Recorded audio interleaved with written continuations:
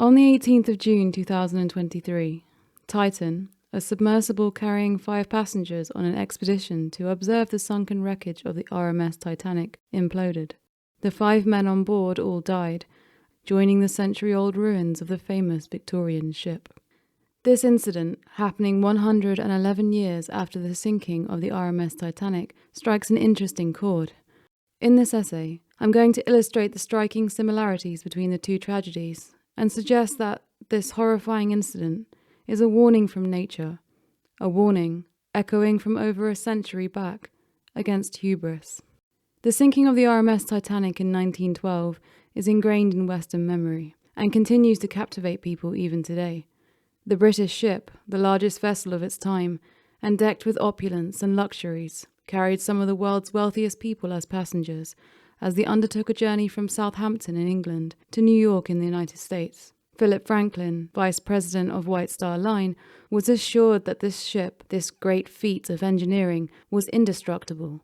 Infamously, he is recorded as saying, "We place absolute confidence in the Titanic. We believe that the boat is unsinkable." RMS Titanic never completed her journey, crashing into an iceberg during her inaugural voyage, breaking apart, and taking over 1,500 lives with her to the bottom of the ocean. Was it sheer misfortune that doomed Titanic and the lives on board her? Not wholly. It is suspected that one of the major reasons that Titanic failed was due to the rivets used to seal together the sheets of watertight metal making up the body of the vessel. At least some of these rivets were made of poor quality wrought iron. When these brittle iron rivets froze in the waters of the Atlantic Ocean, they fractured. The seams of the hull were forced open, the icy water rushing through at high pressure and knocking the steel plates apart. The ship's subsequent collision with the iceberg sealed her fate. Should the rivets have been higher quality iron, or all made of steel, the ship may have survived the collision with the iceberg, or at least stayed afloat long enough for the people on board to all be safely rescued. Why was the Titanic built with these weak rivets? It's difficult to know for certain. But there is evidence that the shipbuilding company, Harland and Wolff, knowingly began buying cheaper iron and hiring mediocre riveters. The company, which survives to this day, deny this, of course, claiming that there was nothing wrong at all with the materials used. And here we have our first point of comparison. The Titan submersible was built by the CEO of OceanGate, a man called Stockton Rush. The CEO considered himself a maverick, a pioneer, and his vessel was experimental and made ridiculously cheaply. The submersible was kitted out with fragile and flimsy components, a modified Logitech game controller, a guidance system based on text messages rather than a GPS, a ballast made with old scrap metal pipes, and lighting from a camping shop. The acrylic window on the viewport was designed for depths of only 4,300 feet rather than 13,000 feet, as was needed, and even the glue used to adhere the parts of the vessel together was suspected to be insufficient. Yet Stockton Rush was proud of all this, calling it innovation. Most foolishly, the hull of the submersible was made of carbon fiber, another innovation of the CEO.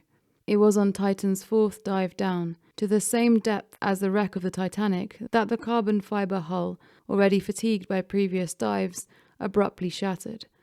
The material, subject to repeated stresses of deep ocean dives and resurfaces, not designed for such cyclic stress, and unsuitable for those extreme depths, was doomed to fail. The onboard equipment likely only had time to warn the onboard passengers of an impending, inescapable catastrophe. The implosion was instantaneous, crushing the vessel and its passengers in a split second. Stockton Rush was a multimillionaire, and he was charging $250,000 per person for a 12-hour round trip on the Titan. The reason Rush used carbon fiber for the hull of his submersible may have been so that he could affordably increase the passenger capacity of the vessel and make more money. In 2018, an OceanGate employee, David Lockridge, was fired by Stockton Rush after expressing concerns about the safety of the submersible. The employee was concerned about the fact that the submersible was not properly assessed and certified. Lockridge reported in court records that he had urged the company to do so, but that he had been told that OceanGate was unwilling to pay for such an assessment. Lockridge was even sued by Stockton Rush for allegedly breaching his confidentiality contract accused of making fraudulent statements. Rush prevented the vessel from being properly stress tested, and he didn't care to have it pass any safety inspections.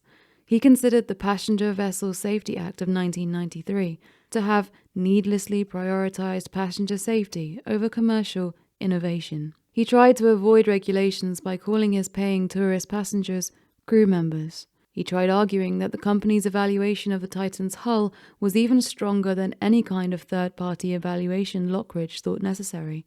Rush didn't want experienced mechanics, or, in his words, 50-year-old white men working on its development. There are other sub-operators out there, but they typically have gentlemen who are ex-military submariners, and you'll see a whole bunch of 50-year-old white guys. I wanted our team to be younger, to be inspirational. In his own words, he was tired of industry players who try to use a safety argument to stop innovation. All of this, after all, would get in the way of his goals. I suspect that by innovation, Rush was really referring to attaining glory and maximum profit. Surely, the fact that the Titan survived as many trips as it did down to the site of the Titanic must have caused Stockton Rush to swell with pride.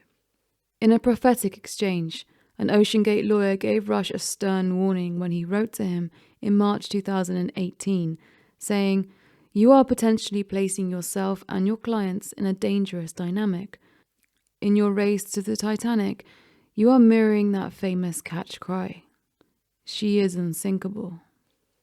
With the amount of money that the CEO had, it's hard to fathom how Stockton justified cutting corners and endangering the lives of his passengers to this extent in order to save such a relatively small amount of money on the vessel's outfit and construction, unless we consider that he was completely blinded by avarice and his own arrogance.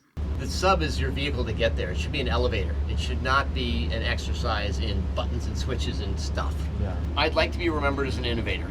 I think it was General MacArthur said, "You're remembered for the rules you break." And, I've broken some rules to make this. I think I've broken them with logic and good engineering behind me. The carbon fiber and titanium, there's a rule you don't do that. Well, I did. The laws of physics, established knowledge of engineering, common sense. He eschewed all of these for the sake of his ego, to the fatal detriment of his passengers, and to his own.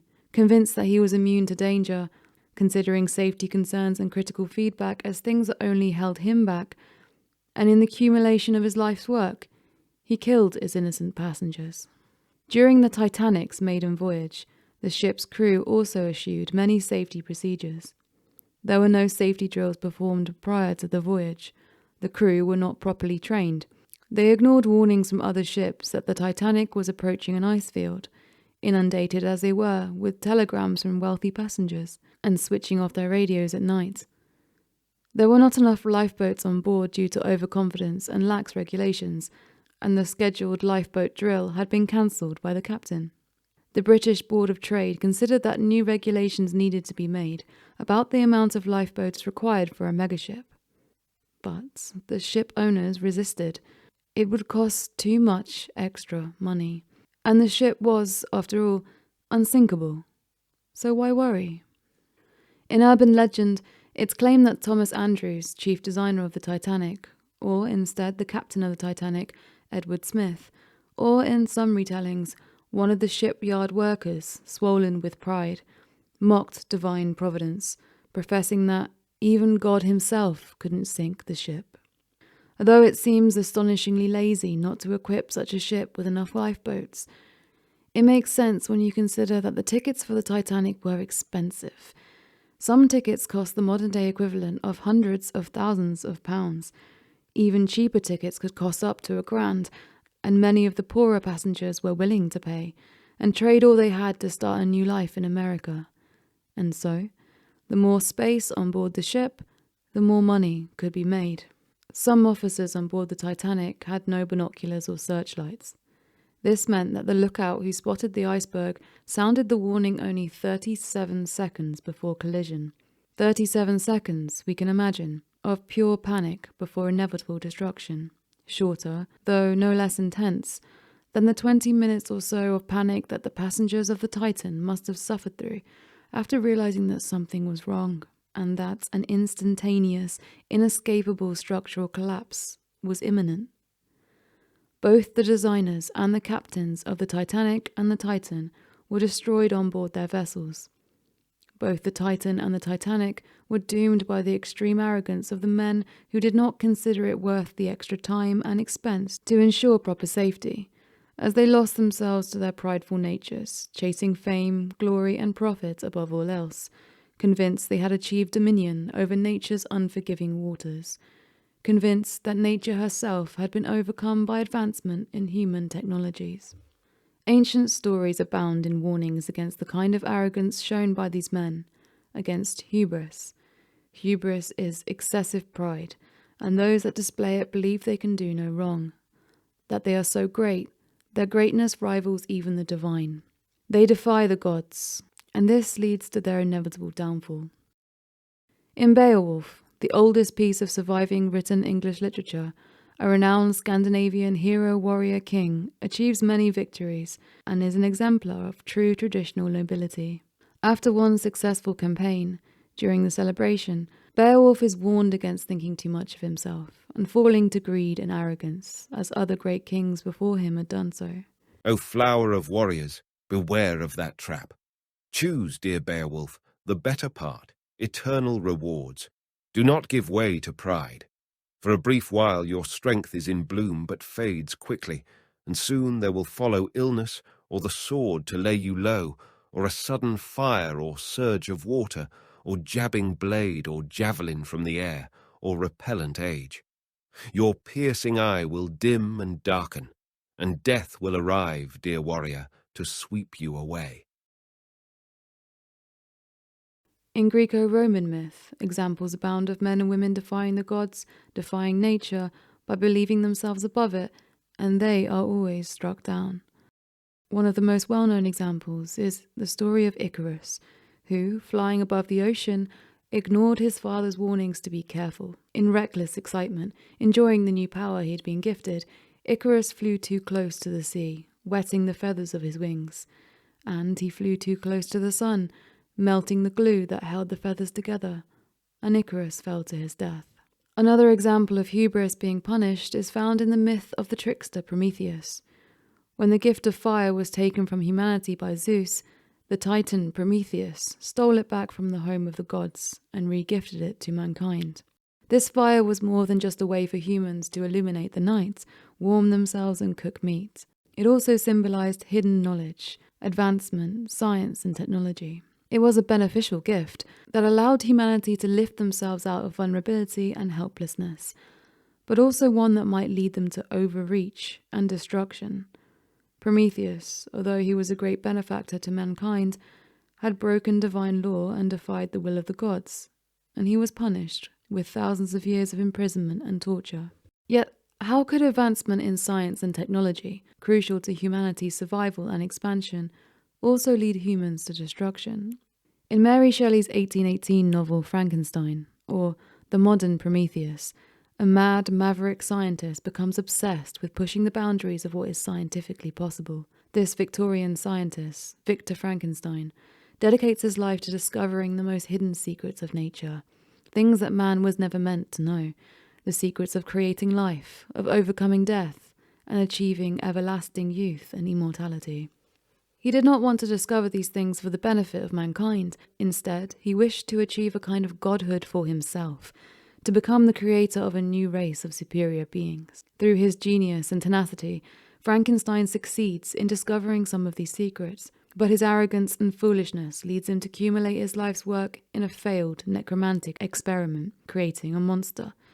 This monster, due in large part to Frankenstein's heartlessness and carelessness, brings about the destruction of everything the scientist holds dear. Frankenstein, in the final agonizing moments of his life, recounts his life's tale to a young explorer, Robert Walton.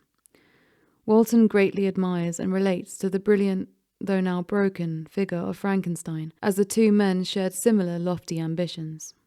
Walton meets Frankenstein after being stranded on an iceberg during the course of a dangerous sea voyage on which he hoped to reach the unexplored realm of the North Pole. The vast, icy expanse of the Arctic, with all its mystery and intrigue, excited the young explorer, who was willing to dedicate his life to discovering its secrets.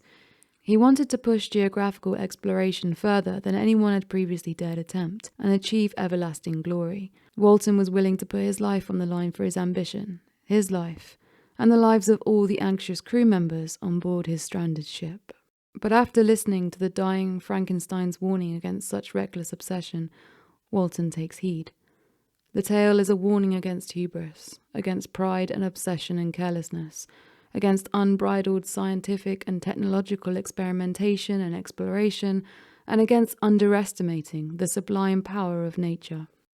The novel was written, in part, as a response to societal anxiety about the Industrial Revolution and the rapidly advancing scientific progress, and it is as relevant today, in the 21st century, as it ever was.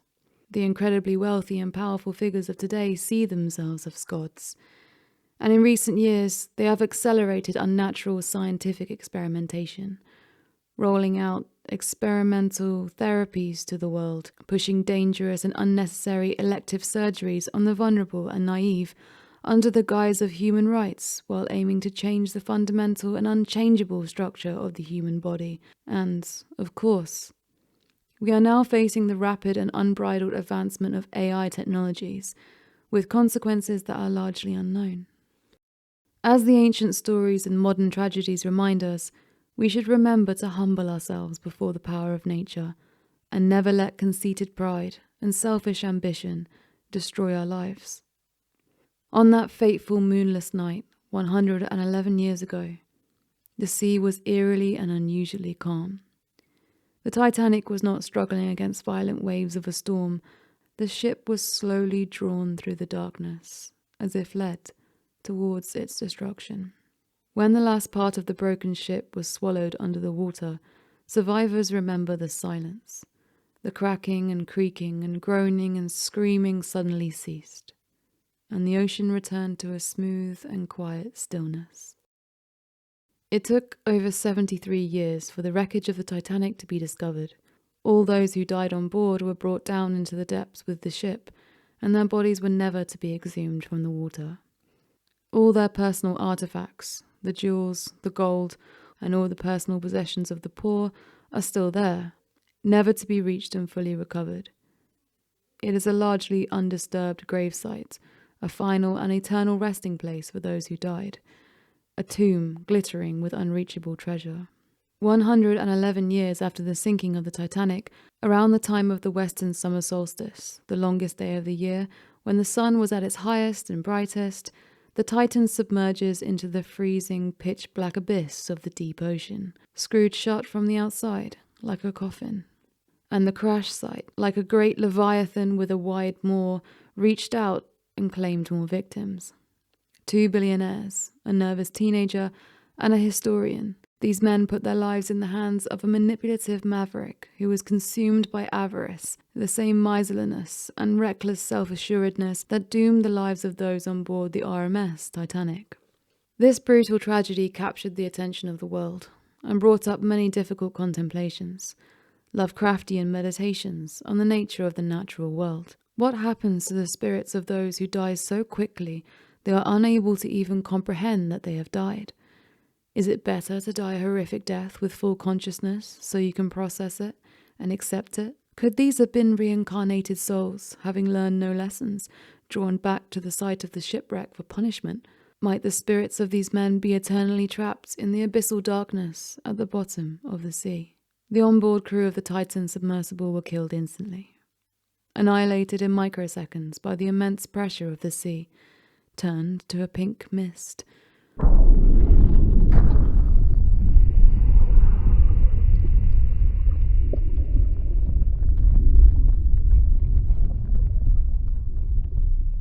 This means that there were never any bodies to recover. What remained of the 5 men dissolved into the water. As the sea broke in to meet them, the passengers of the Titan joined with the site of the Titanic at a molecular level.